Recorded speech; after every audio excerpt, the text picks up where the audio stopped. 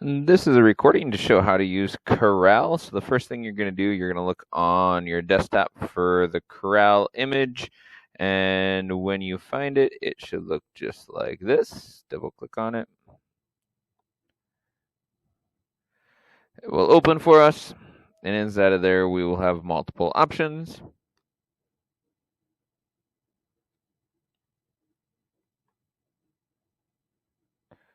So here it is. This is what Corel looks like. And inside of there, you are going to see several things. So up here is your preview window. Here is the types of media that you currently have shown. And so we have samples of them. And then down here is actually your timeline that is going to actually allow us to see what we're doing. So first thing that I would like you to do is come up here, and when we click on these and turn them gray, it means they disappear. So we are going to first find a movie clip, so it means we're going to turn this to the colored version, and I'm just going to bring one down here. And yes, we're going to go and want to do that. So now we have a video clip that we can play around with a little bit. All of these are videos here. Now if I click this and turn it gray, this right here, these are pictures, and I can actually bring that down here and put it onto the picture line. And we'll drag it back down here again. And now you see there's an overlay. We can go and resize it by taking the corners. We can stretch it out one way or the other. But now we have a picture over the top of it. If you need more things on the screen, you can right click and you can insert a track below. And now I have the option of putting another picture onto there. And once again, I can move this around wherever I want it. To put text on, we come right here and we can go and click, just double click on it, and now we should be able to type whatever we want, and we have text. Now this line right here tells us where we're at in our movie, and so right now the text is not starting for the first few minutes. The preview window up here will show us this. So if we hit play, and we'll see that's what happens. We have all the stuff coming on. Once they're done in the timeline, they're gone. Okay, and so that's how that is. Now if we want to change this movie up here, so say we don't want it to be quite that long. Maybe we just want it to be this long. There is a clipping tool right here, and we can click, and now it actually split this track. And so now I can actually take, and if I hit delete, that part of it's gone. If I want to make it even shorter, I can go and just bring my timeline back, and I can hit the clip, and now it's gone again. Okay, so that is something that you can do to go and adjust the video down if you need to.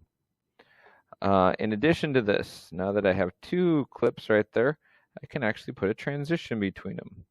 So I can take the transition, whatever one I want, and I can just drag it right there. And now I actually have a transition. Now my clip was too short for that transition, so I'm going to undo that. So you can come up to Edit, Undo, and I am actually going to delete this one off. I can come back up here, and I can just put another video there.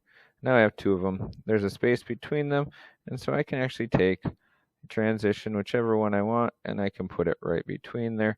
And now I have a transition between the two. Now when you put a transition in, it is going to take a little bit of time from your video. And normally it goes into the video so that the next one starts right on time. So you got to keep that in mind as well. We also have music available for us. So if we come back to this first one, to the samples, and we go and gray out the first one, we can go to the final one, which is music, and we can pull that down here. And now we have a music track. We can actually put that on either of these. To adjust the volume of it, you right click, you go to adjust, and it is between 0 and 500. So 500 is the maximum volume that we can get, and we can actually have less volume if you go with any number below 500. To do a voiceover, there is actually a voiceover button on here. However, it does not work very well to go and actually get it onto our disk. So to do a voiceover, what you're actually going to want to do is you're going to want to go and minimize this and go to your rubric. And so on the rubric, there is actually a link right here. And you're going to go and click on that. And then you can actually use the record button. Now I'm doubting it's going to actually let me do 2 recordings at the same time. I'll try. All right, so right now it's recording on there as well. When I'm done, I hit stop, and I can hit save. Now it is actually saving this to my download. So if I come down here, I go to downloads, there it is right on the top. Now I will need to actually copy and paste that onto my jump drive. So right click on it, and you're going to want to copy that. And then you're going to go and scroll down here to this computer, and you're actually going to go to your jump drive. Now I don't have a jump drive plugged in right now, so that won't be there. But paste it on there, and that is how you actually get that onto Corel. To put in any type of media, whether that be a video or your recording, you are actually going to need to come up here to the import file. So make sure you have this clicked, and you're going to click right here, and you can go and get from this PC. Now I'm going to go to downloads because that's where mine is at, but yours should be on your jump drives. So I'm going to go right there, and notice it's always going to be the last one. Now it's showing up right here on the music one because that's what I have highlighted. If I don't have that there and all I have is video clips, notice you don't see it. So you need to make sure you have the right one selected up there, and then you can take and drag that in right here on your recording, and you should be able to hear both of those. Once again, right clicking on it, you can adjust the volume so that you can actually hear your voiceover compared to the other one. For doing a green screen, we're going to need to bring in our green screen. And so I'm going to go to my desktop. You will have this actually on your jump drive. And I am going to put this in there. Now notice it doesn't show up there because it's actually a video. And so here is my video. All right, so we are going to go and show you how to do a green screen now. So we're going to drag this into our second track. Right there it is. And you can enlarge this, you can move it around since it's an overlay. And then what we are going to do is I'm going to push play so you can just see what happens. And you can see how the hand on there. And that is what it's going to be. Now we want to get rid of that background.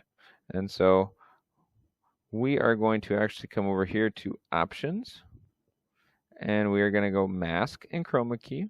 We're going to go apply, and then we give it a little eyedropper. So we're going to come over here and match up that green color, and that is what we are actually going to get rid of. Okay. So now it should disappear. And so if we come back to the beginning, we see that we got rid of all of that green around there, and you just see that hand appearing over the top of it. Okay, and that's how you go and do the green screen effect. And so once again, this green screen effect is really long, so if you want to chop it, you can come over here, do a little clip, and we can actually take that out. Okay. Hopefully that helps. Have a great day.